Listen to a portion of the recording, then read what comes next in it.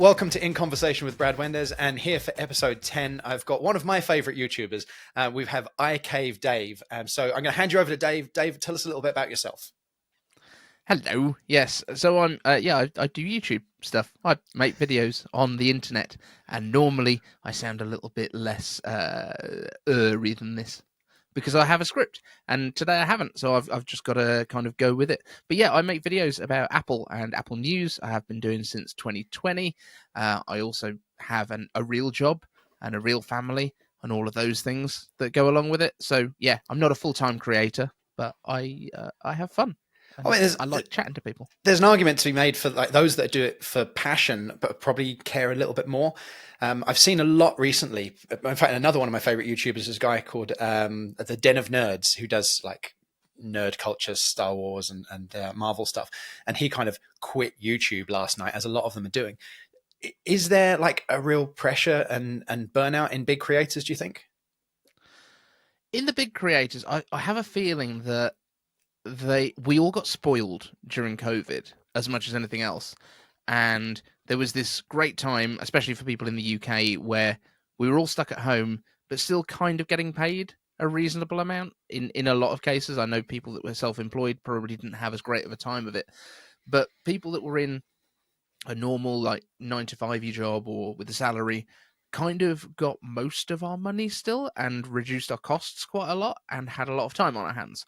So the people that weren't creating spent a lot of their days, I don't know, looking for something to watch. So the fact that I started my channel during that time was very helpful. And I think everyone's views went up. And I feel like now we've kind of settled back into the norms and money isn't flowing around quite as freely as it was with, some kind of ideas of recession and companies not wanting to spend as much on marketing, which impacts the amount of money that YouTubers make.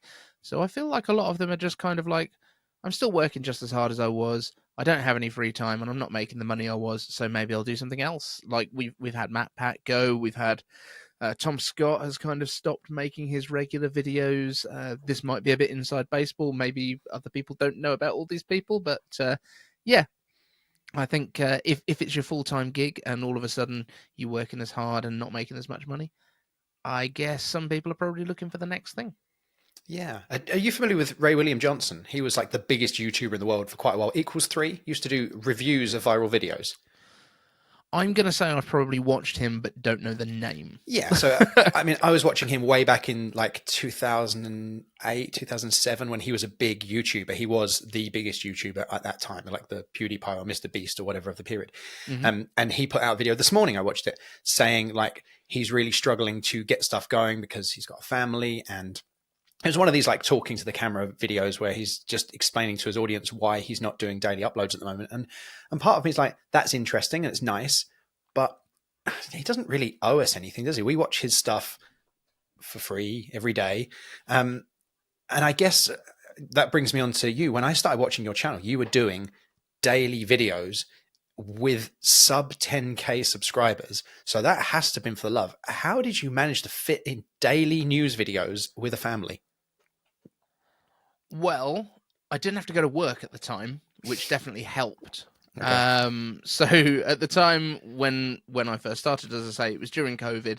I would basically spend my evening doing a bit of research because I was looking into this stuff anyway. So I was spending a lot of my time on the Apple News sites. I was reading the articles. I knew that if there's dozens of Apple News sites out there that purely talk about Apple News every day, there's no reason that I can't make a video a day. Weekdays, Monday to Friday, take my weekends off. I'm not an animal. But yeah, that was it. I'd spend my evening sort of researching, write myself a little script. And, in the early days, it was like, am I going to script this out? Am I going to just have some talking points? Am I going to know what I'm talking about first? And I tried all of the different things. I've ended up using a bit of a teleprompter, but it's like a $40 teleprompter that sits on another iPhone underneath it. And I write the script, but I do kind of write it in my own voice, which I think I've got quite good at. What always trips me up is if I ever put quotes in from anyone else. Like if I quote Mark Gurman or someone like that, I'll read it, but I trip over it so much because it's not the way that I speak. It's really weird. I always struggled with like dyslexia. I think dyslexia, never formally diagnosed, but I always struggled with kind of staying on the right line when I'm reading text and that kind of thing. But I have no problems reading my own words. It's when the pattern of speech doesn't kind of fit the way that I would speak. Yeah, I Um, get that. but yeah, the way that I kind of did the daily uploads, I guess, is I was reading the stuff anyway. I'd note down the stuff that I wanted to talk about.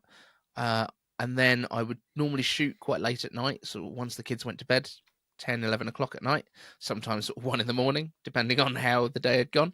And then I'd wake up in the morning and edit it and then get it up so that every day we were getting the video out at 1 o'clock. Quite often finishing the edit at sort of 10 a.m., something like that. Do the thumbnails, all that kind of gubbins, all the stuff that doesn't seem like it would be a lot of work, but is kind of more work than making a video quite often. Oh, absolutely. That would all happen during the upload. The pressure I found of like a weekly upload. So every Friday I've set myself the challenge of doing this, but I'm also doing daily shorts and cutting those shorts together and putting the captions on, making sure the captions are correct and making sure they're the right length. That will take me longer often than editing one of these videos, because a conversation is a conversation. I'm going to edit this minimally. If either of us mess up or say anything horrendously racist, then I'll probably chop that out. But other than that, it's going to be our conversation raw and as is. But the clips, that's going to take me a day. So as lockdowns ended and you've gone back to working, and I know you were working in a theatre for a while, so that's potentially unsociable hours in the hospitality industry. Did that affect your ability to create daily shows, or where were you at? Yes, but I really I tried to push through at the beginning. So yeah, I've come from a background working in the bar industry. Like today, I don't work directly in hospitality, but I work in basically I work for the big American whiskey company that you've probably heard of if you've ever been to a bar. So I work in field sales for them. But at the time, yeah, just after I finished my last job with the drinks distributor and went to work at the Birmingham Rep Theatre as the bars manager, reopening everything for them. They'd had a refurb during COVID, basically stripped the whole thing out, needed a new team in, needed processes, all of that kind of gubbins of basically running bars. So there was 3 bars there, and I was the bars manager, essentially. Went through and I would spend my evenings still trying to do the research. Sometimes I was doing my videos like in the cafe bar. I would just sit down before I started my shift and film it then, and then edit later in the day. So it did kind of mess around with my timings a little bit. We did a couple of them like walking down the street with the Apple Store in the background and that kind of thing, just wrapping a gorilla pod around some scaffolding on the street to record my videos. Yeah, a bit of everything, to be honest. And I tried for so long to keep the daily uploads, it became untenable. So I kind of pulled back on it a little bit. And now I've gone to doing a podcast as well, which you've kindly been a guest on this week as well. So I guess if you want to hear about us talking about tech, that's a fun option that you can go and join. And I'm sending all of my people over to listen to me babble on about my actual life. Yeah, and there will be a link to Dave's show, because Dave's is going to come out the week before this. So Dave's is like last week now because of time travel and things. That's how it works. Mm-hmm. Awesome. So people do know you for the tech side of things. There's probably a market of people who know you for being a bartender or, sorry, I don't know the technical term, but someone who flares and does cocktail making and the like. How did you get you nailed it. Flair bartender. Flair bartender. Okay. And so we did some performances with a flaring group back in 2006, 2007. I think they were called the Bar Wizards back then. I've worked with them. Yeah, and they were really lovely guys, but I didn't really know a lot about that world. It's quite cool to watch. I'll occasionally go to a bar and people will be doing cool stuff, but having had a look at some of your older videos of you doing performances, like set to music, and it looks like a very well choreographed routine. Like, how does someone get into that? So the way that I got into it was I went to university and found something I enjoyed more than engineering. So I started off at Staffordshire University, same town that Johnny Ive went to school at, Apple's main designer. always throw that one in there. But yeah, I went to study product design for engineering. My ambition as a kid, other than doing some theatre stuff as well, so I had a bit of a background in sort of school theatre stuff. Did a lot of the technical side of it in my younger years, sort of stage lighting and sound. And then when I got to the sixth form, went back into a bit of performance. We did Les Mis and things like that, the schools editions. But yeah, when I went to university, the idea was I really wanted to work for Disney designing roller coasters. That was my sort of big passion. Loved roller coasters. Designed a roller coaster for my A level in design tech. Sort of aspects of a roller coaster, obviously concept and then certain parts, and sent it off to a guy called John Wardley, who was at the time, I'm not sure if he still is, but he was Two Swords Group, or which is Merlin Entertainment's head of design, their kind of Imagineering equivalent. Designed things like Nemesis at Alton Towers, and he did some evaluation for me on it. So that was my reason for going to university to do engineering. But when I got to university, I ended up going to a nightclub just to take a friend who was going for an interview. Ended up fixing their computer while I was there waiting for them to have their interview. And also, this is 2000. Put a JLo wallpaper on, which they were very pleased with. They hadn't worked all that sort of stuff out yet. And I ended up working in this bar, just like doing a couple of weeks as a glass collector, then got behind the bar, and then because I have this weird personality where I get randomly obsessed with things. I think it's ADHD. It's not formally diagnosed, but I think that's what's going on. I got kind of hyper obsessed with cocktails and bars and looking around the internet for more information on it. They had a cocktail bar at the nightclub, which was being refurbished at the time. I ended up kind of running that bar when it did open, taught myself a little bit about cocktails from the internet, which, bear in mind, this is 2000. This is way before YouTube and stuff. There were kind of clips from training videos for flair bartenders, which is just flipping bottles, just so that everyone's clear what flair bartending is. And these were like postage stamp size 144p kind of god-awful quality. Yeah. And I learnt bits and bobs of it, and found that was a lot more fun than engineering for me at the time. So dropped out of uni in my second year, worked a couple of those bars, and then went back to live with my parents for 6 months. I'd already arranged my student house for the following year, so I went back up to Stafford, but found bartending work locally. So I was one of the richer student living people, because I actually had a job. And that was for Chicago Rock Cafe at the time, which did a little bit of the flair stuff, did bartender competitions there, and then moved on to TGI Fridays, which is where I really sort of honed the art a little bit more. TGI Fridays back in the day was the place for cocktails and for flair bartenders. I had a history of it. And I was with TGI Fridays for about 7 years, from 2003 to 2010. Did about 4 or 5 national finals with them for the best bartender, which is not necessarily the flair side of things, but knowledge of drinks. There was something like 600 cocktails in their manual, which I had to learn all of for the national finals.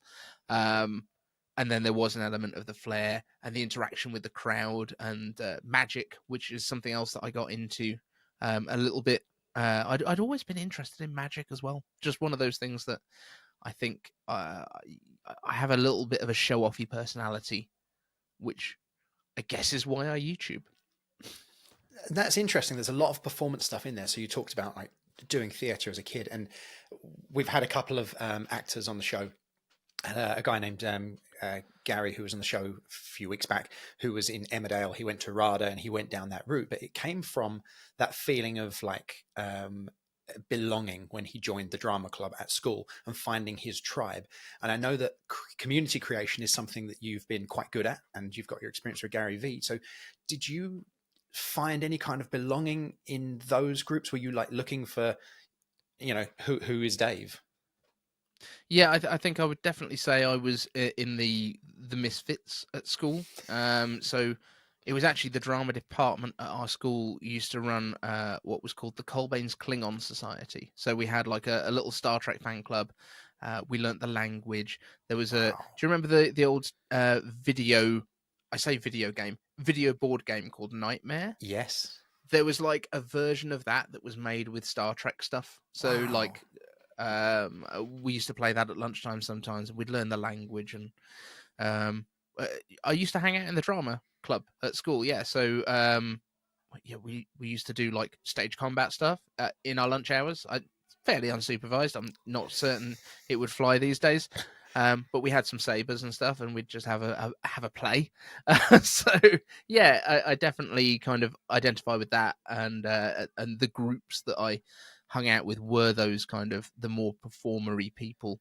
But I lost my confidence a little bit after my first year in high school, and moved, as I say, to the kind of the stage lighting and the kind of stage management stuff. That was the other thing that I was potentially going to go to university for, was like stage management and stage lighting.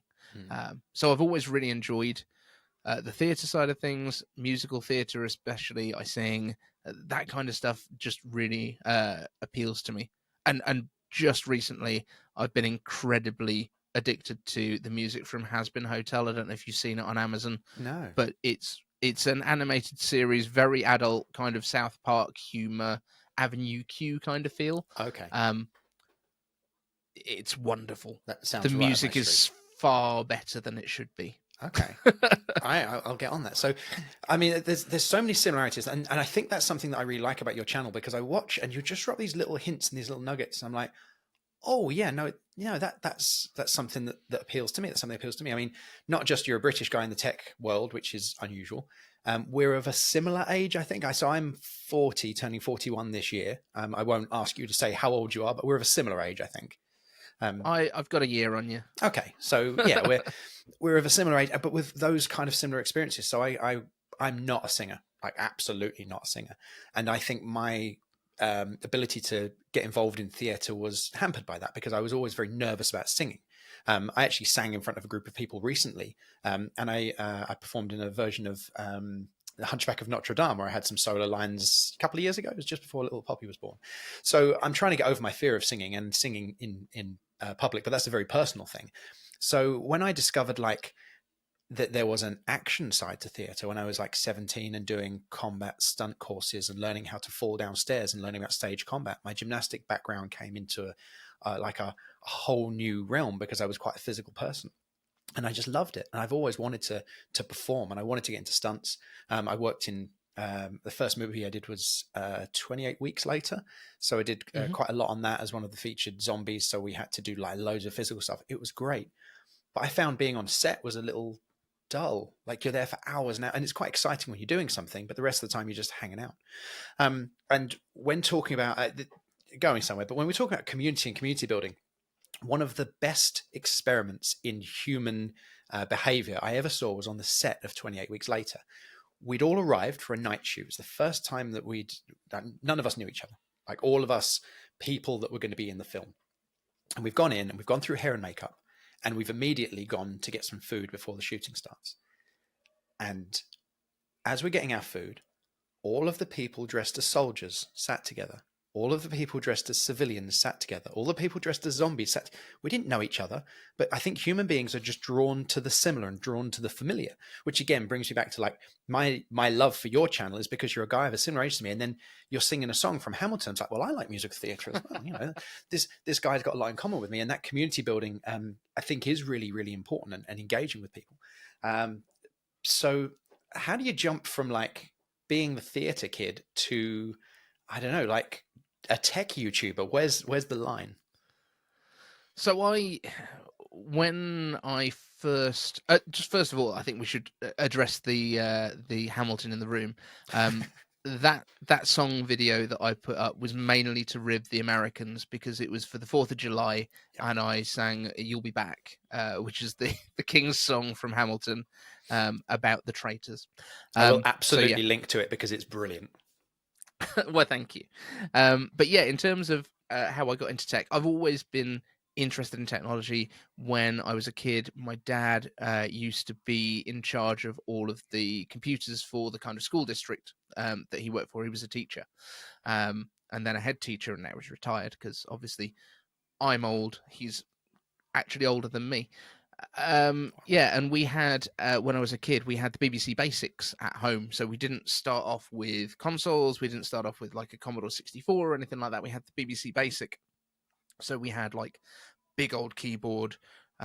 It's an Acorn machine, so it's actually my first experience of ARM computing, which is what Apple runs on now, because they were the guys that invented ARM. So ARM was originally Acorn RISC machine, and then it became like advanced RISC machines, I think. But yeah, so we were always kind of working on those kind of computers, and like mild programming, I guess. There was the like turtle thing that had a pen through it, and it'd draw around on the floor. You could program it to do movements and stuff like that. So we were always kind of at the forefront ish of computers at home. Like we always had fairly up to date stuff, because my dad had to know it for work, and so he'd bring stuff home during the summer holidays and that kind of thing. We'd be able to use different stuff. But then in terms of moving into making tech content, I started with, like, my first experience of Apple was the iPhone 4. So I was never like an Apple user when I was a kid. I think I might have used one briefly because a friend of the family had a Macintosh. Whereas we kind of went from Windows 3.1 was our first computer. So it was like super early, like early 90s, I would say, probably 91-ish. We got our first PC computer. And then, yeah, we had a sort of procession of PCs, and then when I left and went to university, I had like a Dell desktop PC, and it was all fine.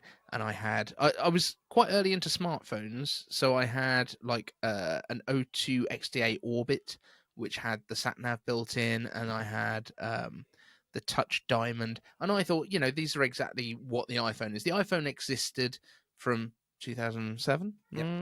I should know that, definitely. I shouldn't be questioning myself on that.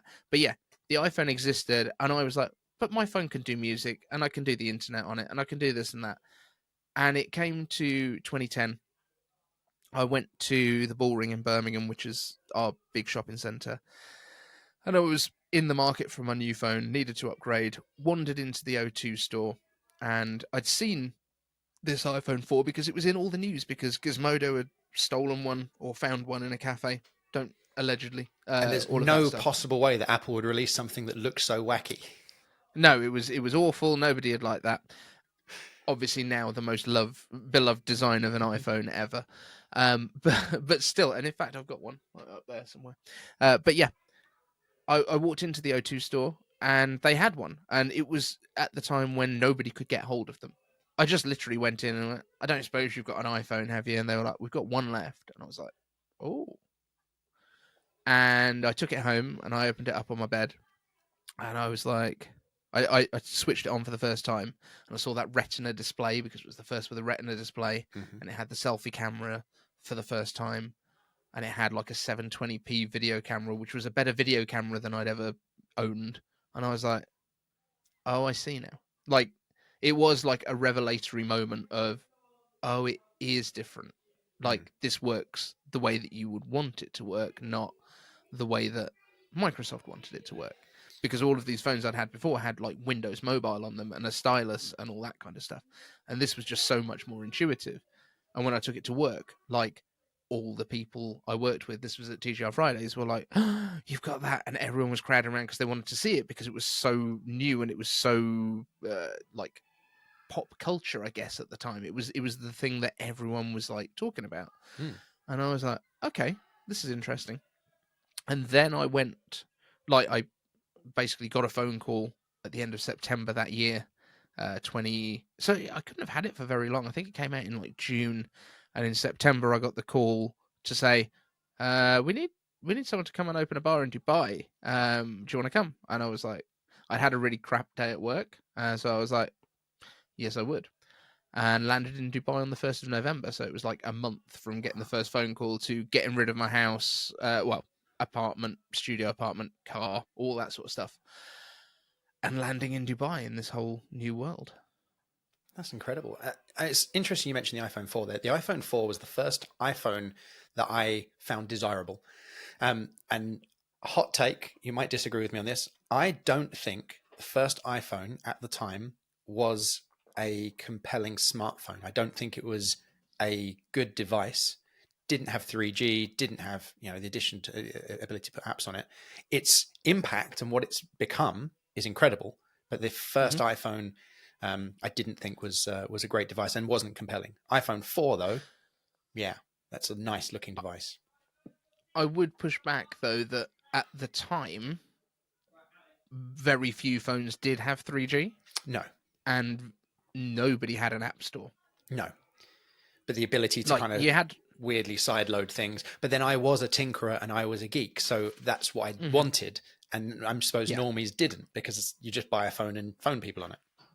Yeah, and to be fair, there was no real reason to have an app store, because most of your device was a keyboard. You weren't really adding stuff on there. It was just kind of, you'd have a music player, and you weren't really connecting to the internet very much because there wasn't much internet available.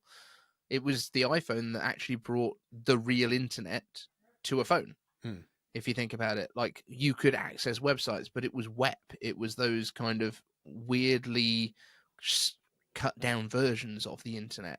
It was only with the iPhone that you started to get m.facebook.com and things like that, where you would actually get a rich internet experience. So although we kind of look back and we go, oh, well, it didn't even have cut and paste. It didn't even have an app store. You couldn't even change the wallpaper. Didn't matter. It was still way ahead of the competition at the time in terms of the features that it did have. And when you look back on the comments that were being said by people like Steve Ballmer, you know, it was $400-500, I can't quite remember, subsidized, and it didn't even have a keyboard, so it's no good for email. Okay, cool. Yeah, I remember having conversations at the time when, like, BlackBerry had the enterprise market. So if you worked in business, you got a work BlackBerry, and we were using BlackBerries, and it took a while for iPhones to come in, but it's such a great enterprise solution now, and because they just work. You give your workforce an iPhone, they know how to use it, and they don't break, they don't mess up, and that's what I found with Android phones. There would be conflicts and clashes, but as someone who's messing around with them and putting, you know, nightly builds of beta software on, that was fun for me. And I didn't move over to iPhone until iOS 14, because my desire to tinker had come down and the ability to tinker on an iPhone had come up, and it met there. And that was about the time that I discovered your channel. And it's funny you mentioned about like hyperfocus and stuff. I think there's a definite similarity between our personalities, because when you get into something, you get into something. Like whether it be photography, I got into photography, and the next thing I'm writing for F-Stoppers, which is an international photography, and doing professional photography work, because you get into it to a certain level. I got into parkour or gymnastics. The next thing I'm traveling the world doing performances, and because you can't do anything by halves. So Tash joked, she's like, I said I was going to start a podcast, and she's like, oh, like, what are you going to get? I was like, well, I've got this and I've got that and I've got that and I've got that. And I've just watched like 100 hours of podcasts in the last month because I want to know how to do it properly. And because you want to do it properly. And the same with technology. I was looking at moving phones because I didn't want to be on Android anymore. So I was obsessively researching technology and modern technology, particularly when Apple Silicon came out. And that's when I discovered your channel and found it to be one of the more engaging ones. And I think that's probably because I see a lot of similarities in age and interests between us. So yeah, like that hyper focus is really good for getting you to just know everything about everything. And I find that when I talk to people about tech, I'm surprised that they don't know all of this, because I'm immersed in it, as I'm sure you are. You're probably the guy in your group of friends or family that's like, oh, the computer's broken, phone Dave. Like you're that guy.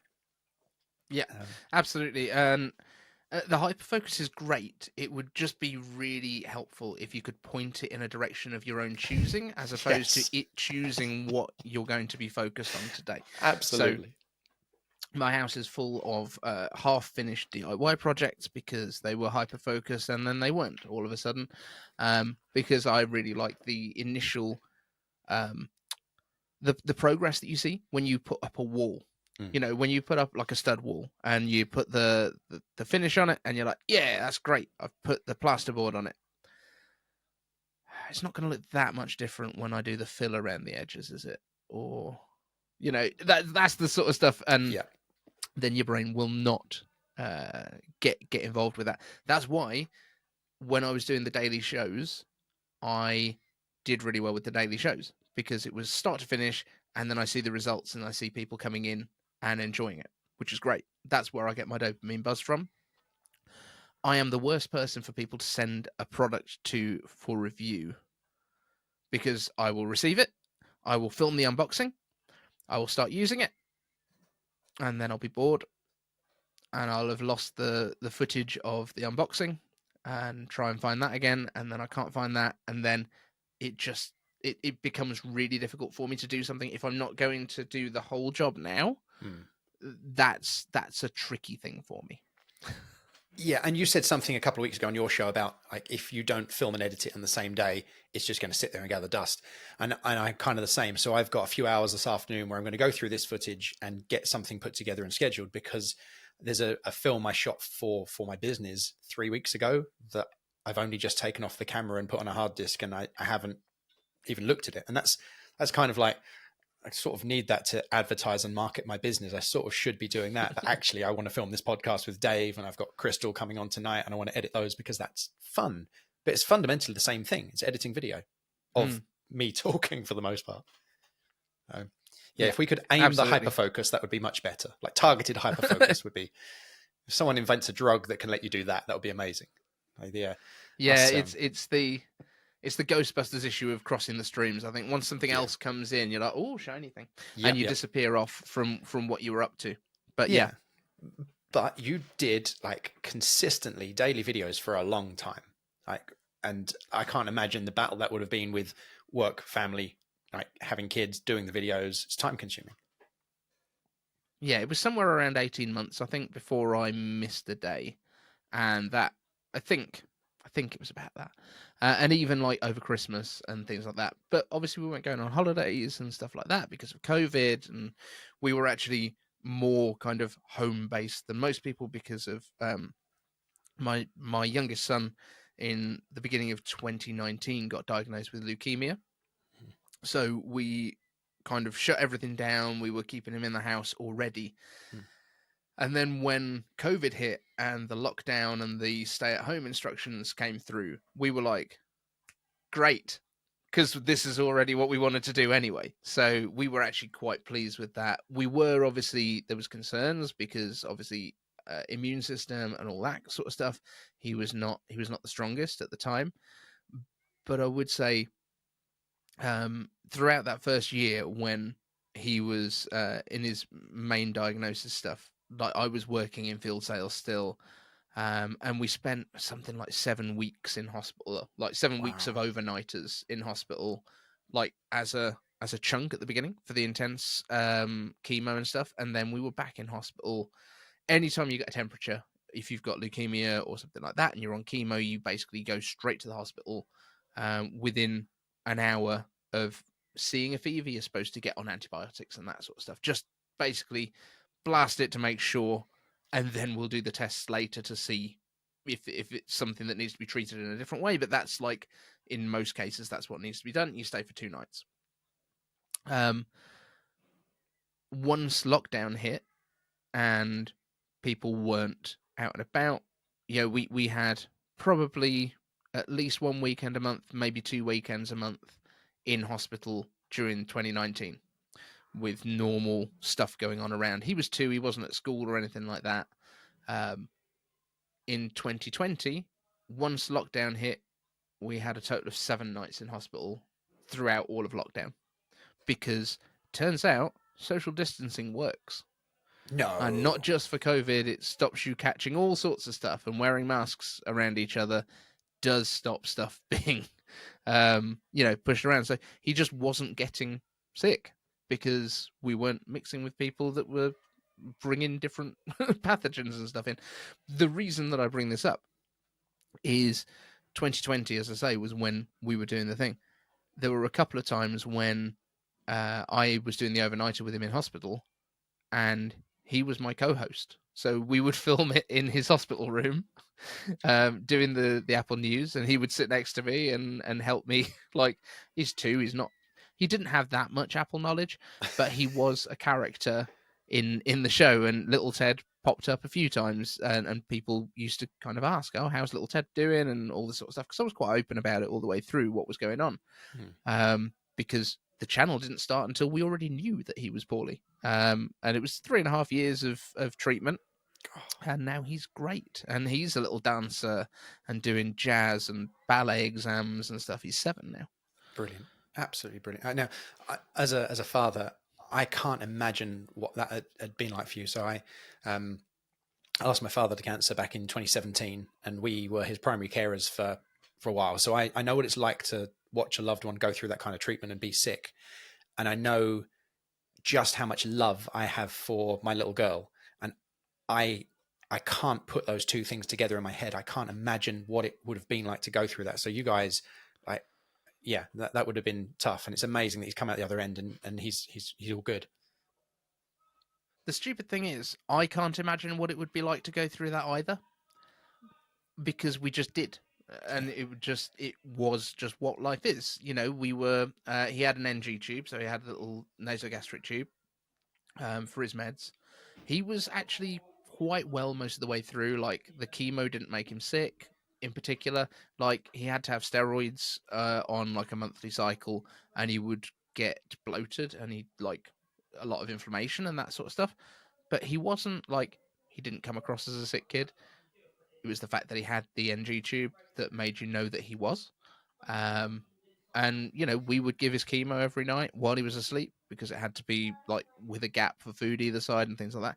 But it just became routine. And like, it's incredible how quickly something like that moves from, oh my God, the world's going to end, the sky's falling down, to, oh my God, I've got to stay awake until he's been asleep for 2 hours so that I can do this medicine and then I can get to sleep. Like, that becomes the reality that you kind of live with. And it doesn't, it completely changes the way that you think about it. And it becomes almost weird when you meet people and mention it to them and they're like, oh my God, that's unbelievable. And you're just like, yeah, I know, it's just life. So we might as well move on and get on with it. That's the bubble you're living at the time.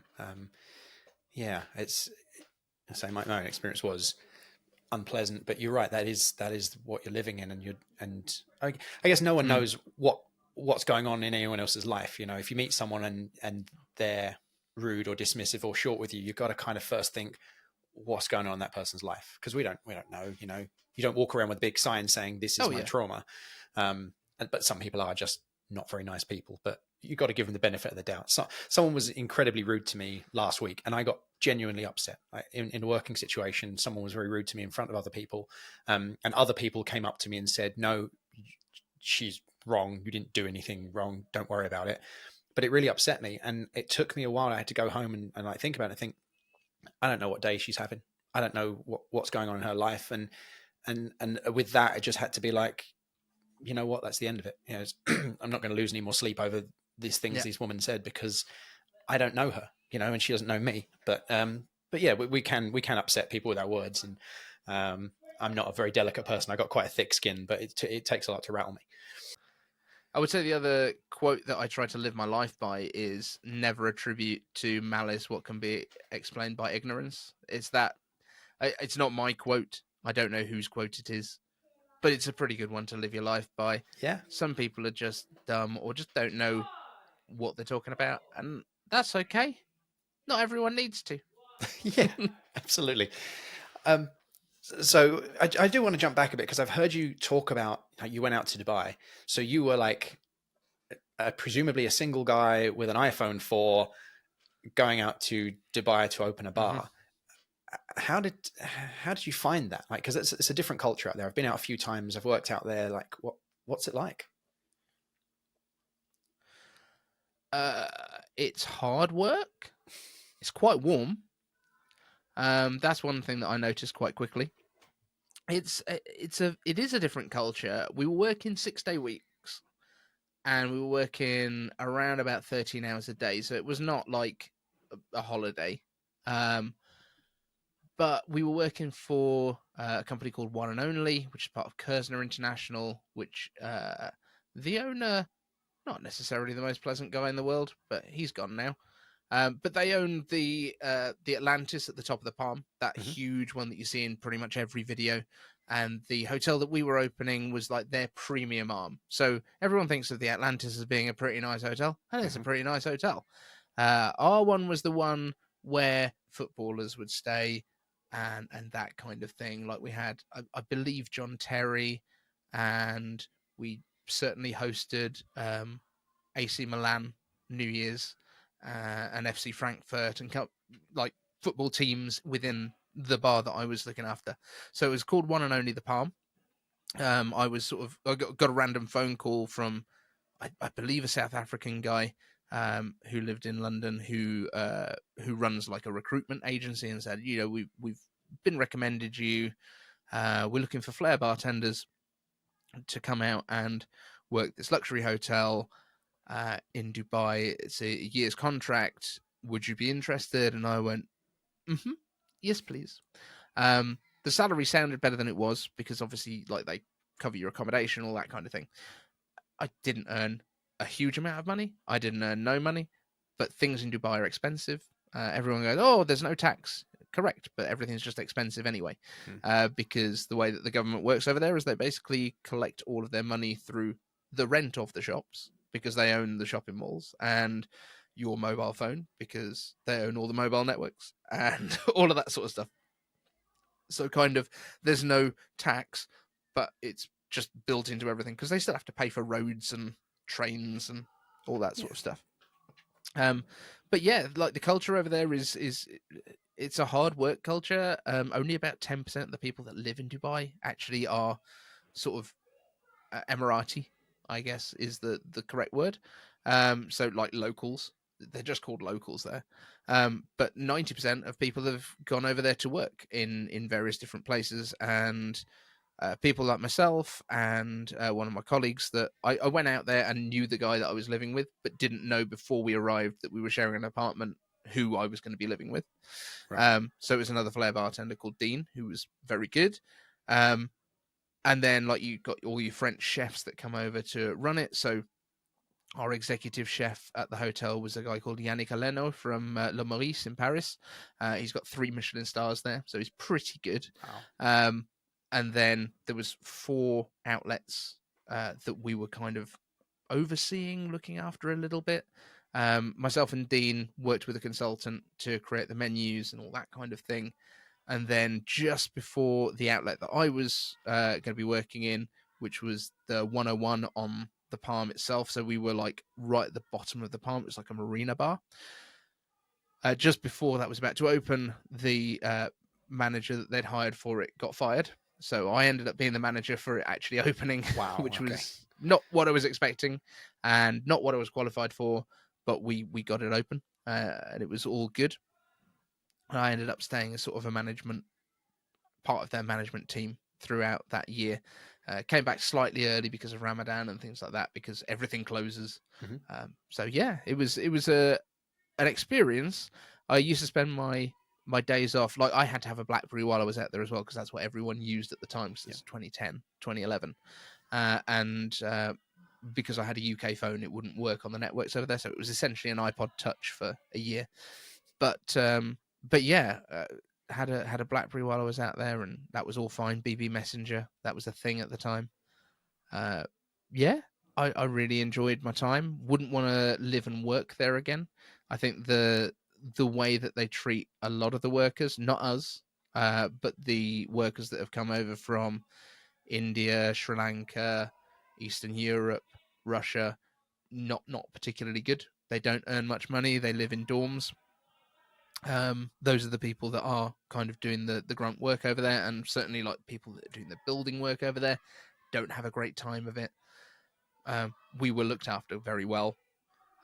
But yeah, I wouldn't particularly want to work there again, but I would like to go back on holiday if they'll still have me after I've just said all those things. No, I can appreciate those things, and I've traveled a lot with work. I've spent a lot of time working in the States. I've been around Europe, and I think it's easy to say I probably got it right the first time. Like I quite like living in the UK. There's problems, there's issues, there's a lot that I would change given the chance, but I think we have a lot more comforts than some countries. And yeah, things are very expensive and the world's falling apart, but I'm not sure that's exclusive to the UK at the moment.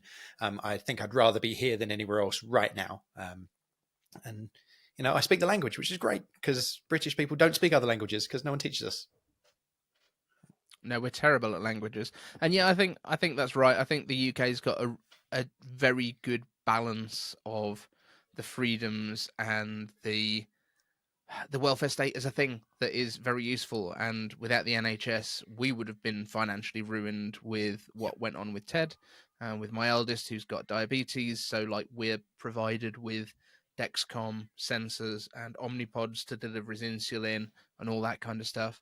Like my wife works in the NHS now. It's not a perfect system. No.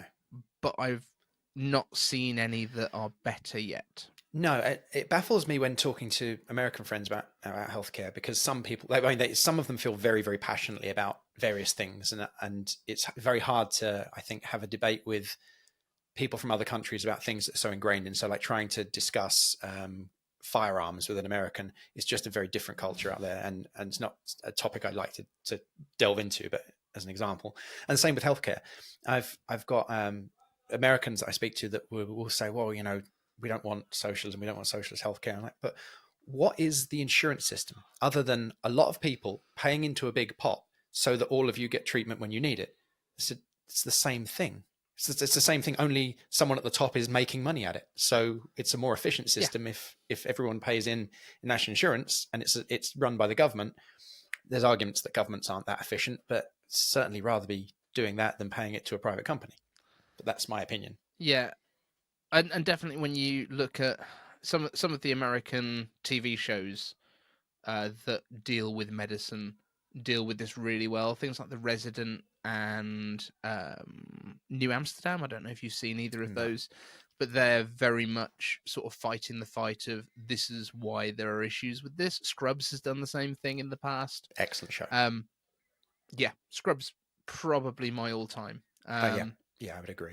And if you haven't watched it on Apple TV Plus, Shrinking is very much worth a watch. It's by Bill Lawrence as well, who was the guy behind Scrubs, and Zach Braff has who played JD in Scrubs has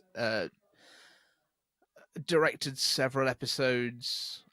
Kristen Miller, who was Jordan in Scrubs, is a regular on the series because she's married to Bill Lawrence, and the janitor from Scrubs turns up in it a couple of times. And also Harrison Ford is like the second lead on the show. It's just a very good show. It's Absolutely. Very much worth a watch. Yeah, definitely sold on that. I think Scrubs would be the most depressing show on TV if it weren't a comedy. Like the way that they just break that tension and tackle really tough subjects.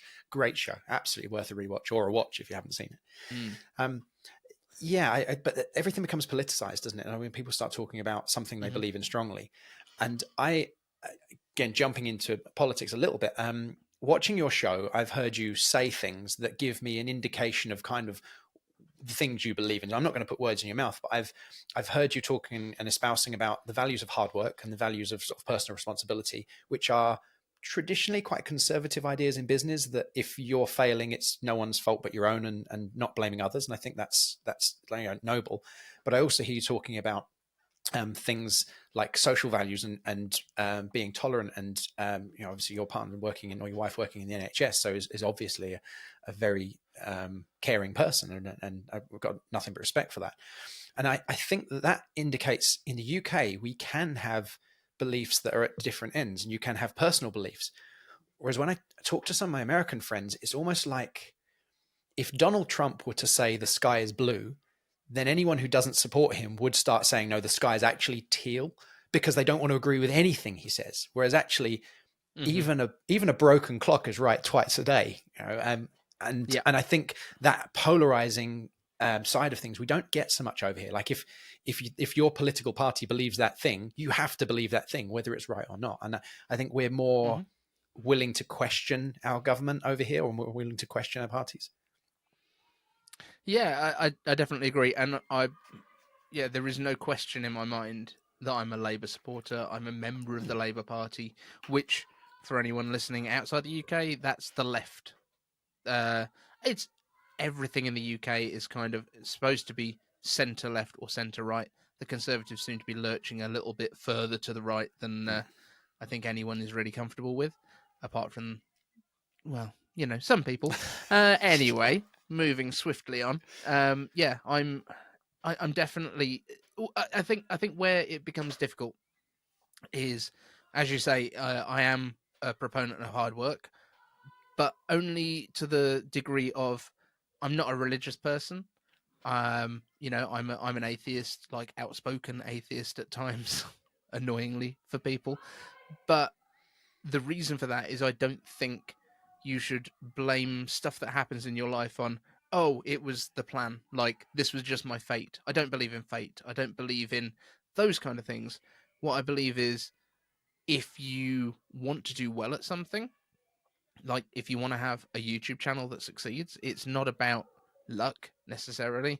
There is an element of it that whether you hit on a topic without knowing that it's going to be a winner or not, and you never quite know.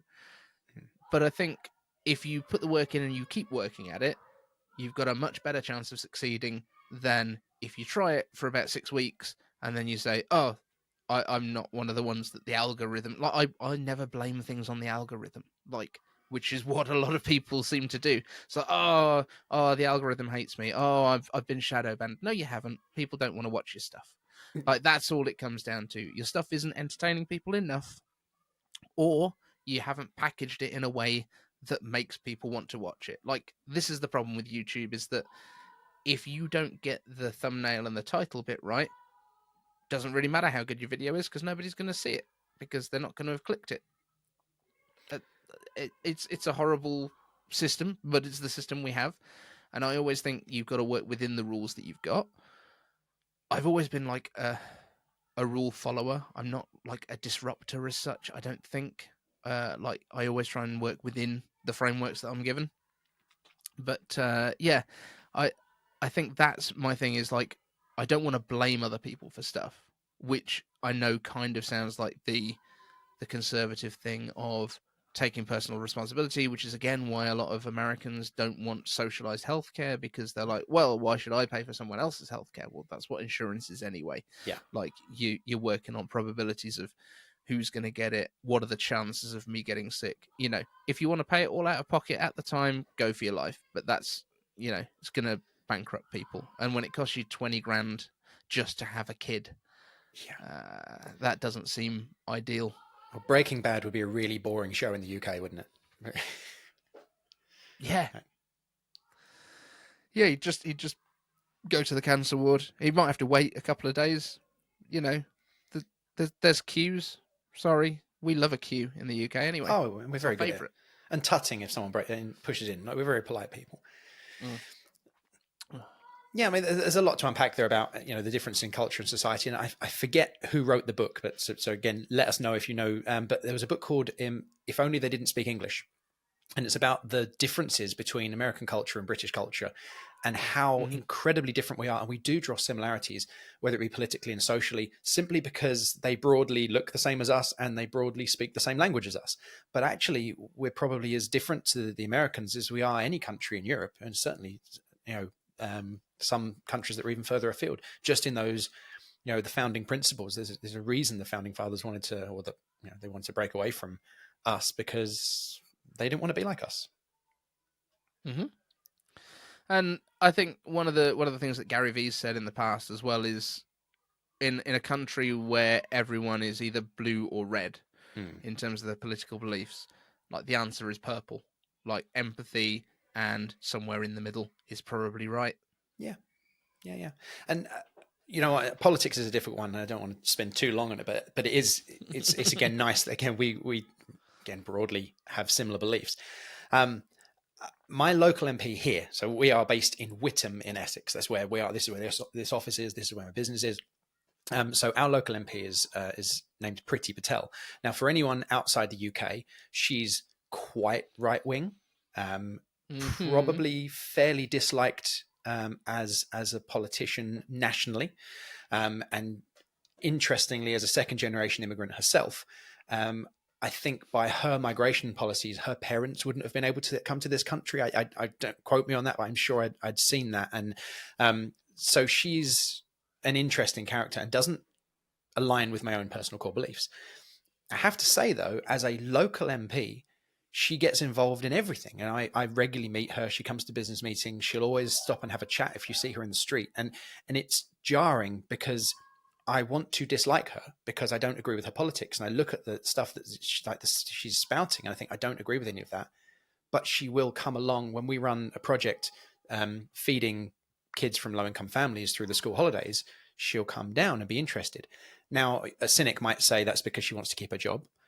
And then I'm like balancing that with, it kind of, does it matter why she's doing something if she's doing it? If she's getting press for a good cause, can we not just let her do that? If she wants to give money to local charities, can we not let her do that? You know, is it wrong to take her money? And I don't have the answer because it's a really tough one. So I put some photos out on socials this week where she donated some money that directly went to the safeguarding of girls who are involved in the carnival community. I think that's a really good thing. Protecting young girls is a really good thing. But where did the money come from?